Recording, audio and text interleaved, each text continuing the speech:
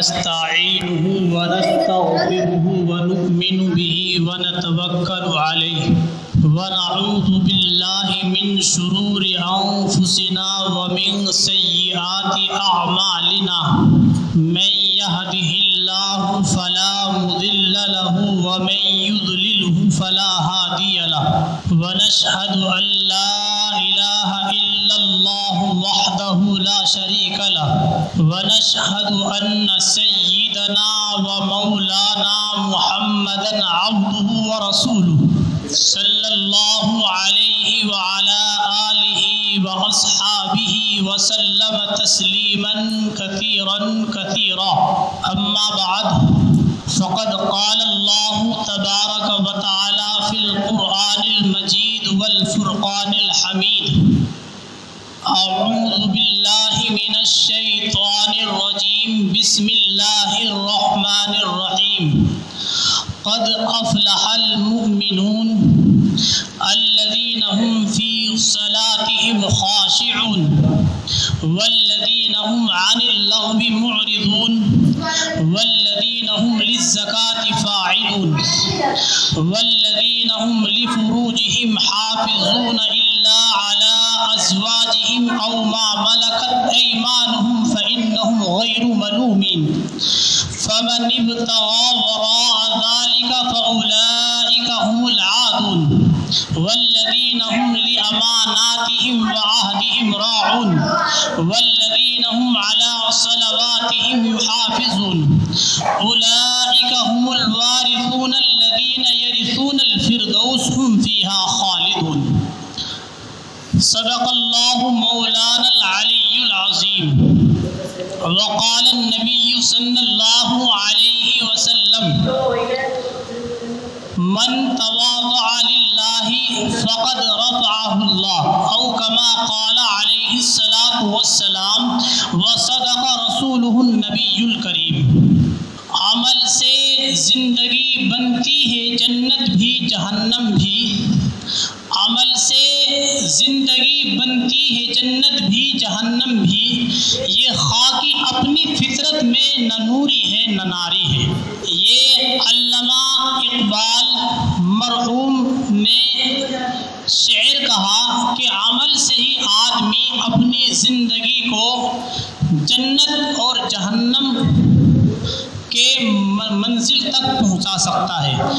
اپنی فطرت میں یہ خاکی یعنی انسان نہ نوری ہے نہ ناری ہے نہ جنتی ہے نہ جہنمی ہے عمل سے زندگی بنے گی عمل جیسا ہوگا اچھا یا برا اسی کے مطابق کل قیامت میں فیصلہ کیا جائے گا سورۃ المؤمنین کی ابتدائی 11 آیتیں جو میں نے اپنے خطبے میں پڑھی ہے ان 11 آیتوں میں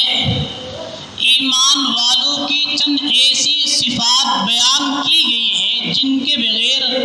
کامیابی ممکن ہی نہیں ہے ارشاد باری تعالی ہے قد افلح المؤمنون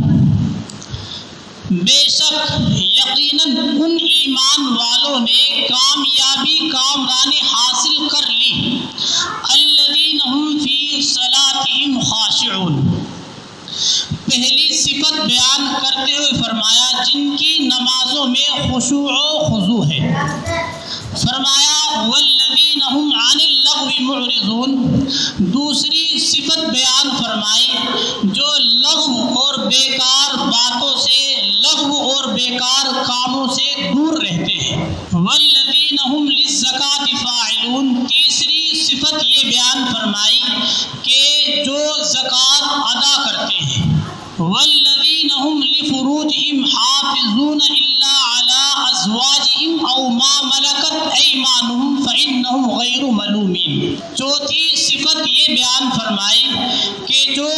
اپنی شرمگاہوں کی سب سے حفاظت کرتے ہیں سوائے اپنی بیویوں کے اور ان کنیزوں کے جو ان کی ملکیت میں آ چکی ہیں فرمایا یہ ایسے لوگ ہیں فإنهم غیر ملومین جو قابل ملامت نہیں ہیں فمن ابتغى وراء ذلك فاولئک هم العادون، اور جو لوگ اس طریقے کے علاوہ جو طریقہ اللہ رب العزت نے نکاح کا حلال کیا ہے،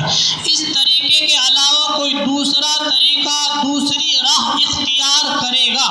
جو لوگ دوسرا طریقہ اختیار کرنا چاہتے ہیں، فرمایا فاولئک هم العادون، یہ ایسے لوگ ہیں جو حد سے گزرنے والے ہیں۔ اللہ رب العزت نے پانچویں اور چھٹی صفت بیان کرتے ہوئے فرمایا والذین هم لاماناتهم وعہدهم راعون، اور ایمان والوں کی ایک صفت یہ ہے وہ اپنی امانتوں اور اپنے عہد و پیمان کا پاس و لحاظ رکھتے ہیں۔ ساتویں صفت بیان فرمائی والذین هم علی صلواتهم یحافظون، اور یہ ایمان والے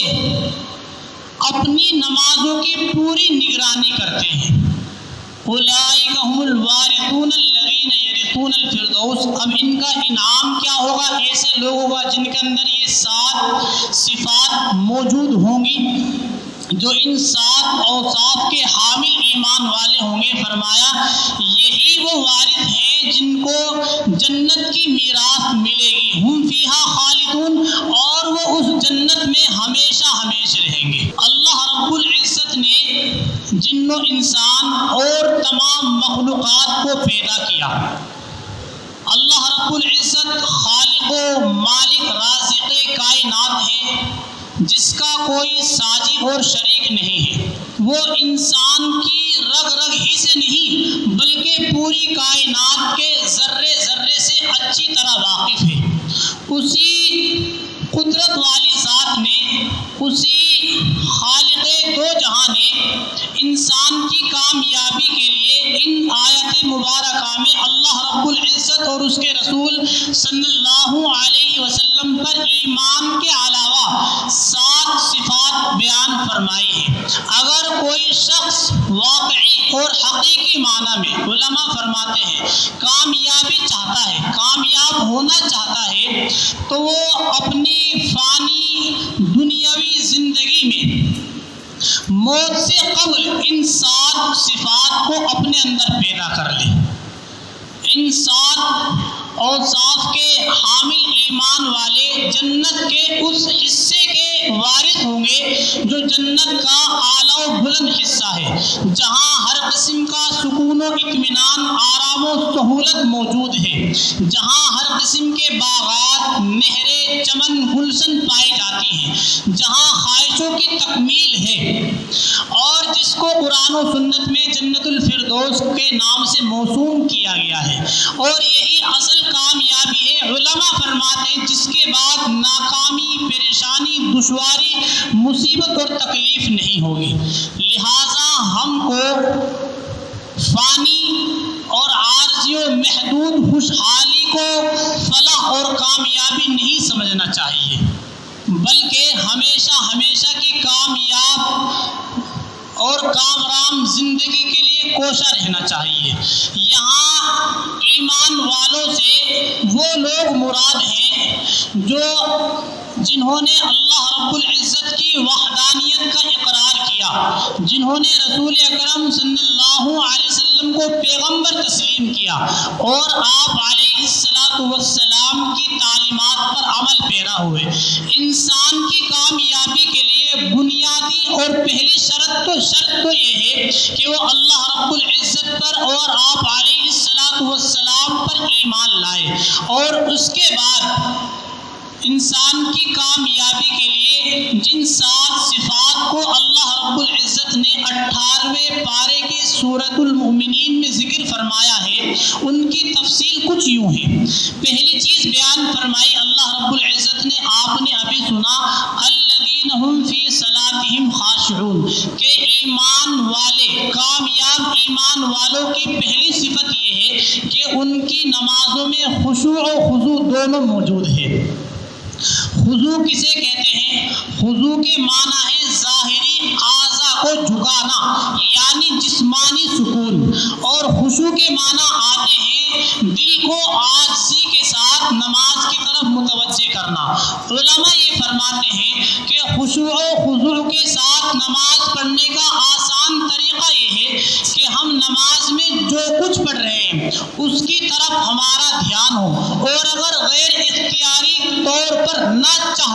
بھی غیر اختیاری طور پر دھیان اور توجہ اور خیال دوسری طرف چلا جائے تو یہ معاف ہے،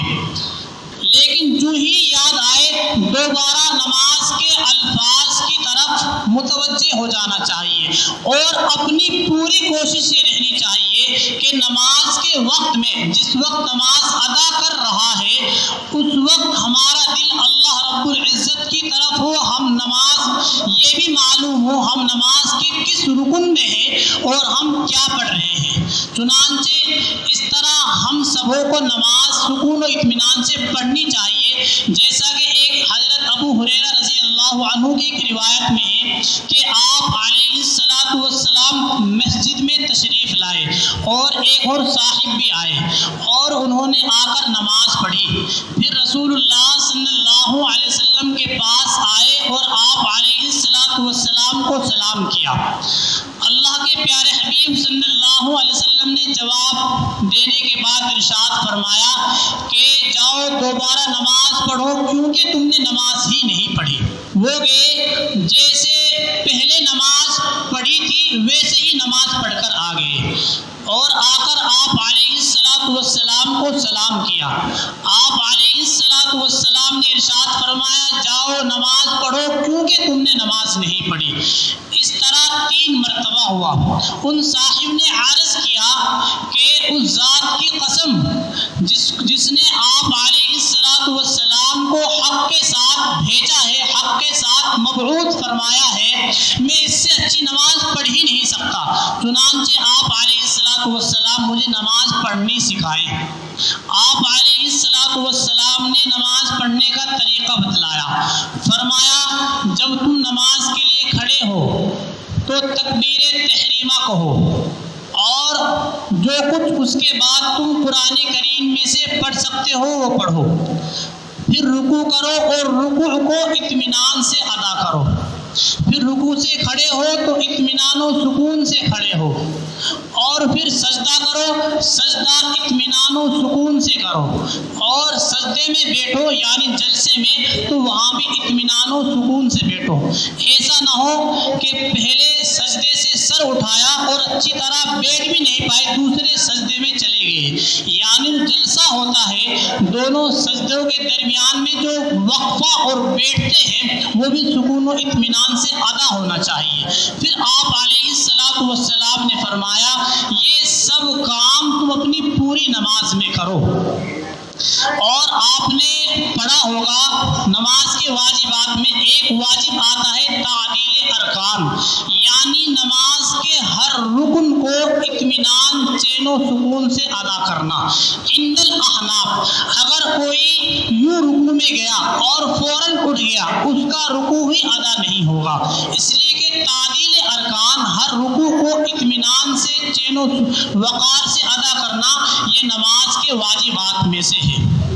دوسری صفت اس آیت کریمہ میں جو بیان فرمائی تھی وہ تھی والذین هم عن اللغو معرضون، کہ کامیاب ایمان والوں کی دوسری صفت یہ ہے وہ لغو اور بیکار فضول باتوں سے بچتے ہیں، فضول چیزوں سے دور رہتے ہیں۔ یہاں پر لغو سے مراد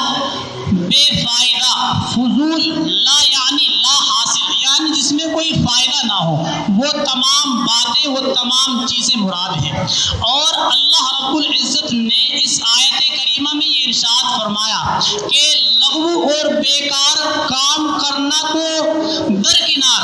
ایمان والے کامل ایمان والے اس سے بالکل دور رہتے ہیں، اس کے قریب تک بھی نہیں پہنچتے ہیں، وہ لغو اور بیکار کام تو کرتے ہی نہیں، یہ تو دور کی بات ہے، لیکن اس سے بالکل بچتے ہیں، کٹ کر رہتے ہیں۔ علماء یہ فرماتے ہیں ہمیں ہر ایسے کام سے جو فضول ہو، لا یعنی ہو، لا حاصل ہو، جس کا کوئی فائدہ نہ ہو، بچنا چاہیے، اس سے قطع نظر کہ وہ مباح ہے یا غیر مباح، یعنی بعض کام وہ ہوتے ہیں جو فی نفسی جائز تو ہے، مباح تو ہے، لیکن پھر بھی ان میں کوئی فائدہ نہیں ہوتا ہے. تو علماء یہ فرماتے ہیں اس کو مت دیکھو اس سے قطع نظر کر کے کہ وہ کام مباح ہے یا غیر مباح، لیکن اگر اس کام میں کوئی فائدہ نہیں ہے، فضول ہے، لا یعنی ہے، بیکار ہے، اس کو حکم نہیں کرنا چاہیے. اس لیے کہ کیوں آپ علیہ السلام نے ارشاد فرمایا کہ انسان کا اسلام اسی وقت اچھا ہو سکتا ہے جبکہ وہ بے فائدہ اور لا یعنی باتوں سے دور رہے، بچتا رہے. یہ انسان کے اسلام کی خوبی میں سے ہے، اس کے اسلام کے اچھا ہونے میں سے یہ بات ہے کہ وہ بے فائدہ لا یعنی باتوں سے بچتا رہے. تو ہمیں بعض چیزیں ایسی ہوتی ہیں فی نفسی وہ مباح ہے، کر سکتے ہیں لیکن فائدہ کوئی نہیں ہے، تو علماء فرماتے ہیں اس سے بھی بچنا ضروری ہے. اور یہ کامیاب ایمان والوں کی دوسری صفت اللہ رب العزت نے بیان فرمائی، والذین هم عن اللغو معرضون، کہ وہ فضول لا یعنی باتوں سے، فضول لا یعنی چیزوں سے دور رہتے ہیں.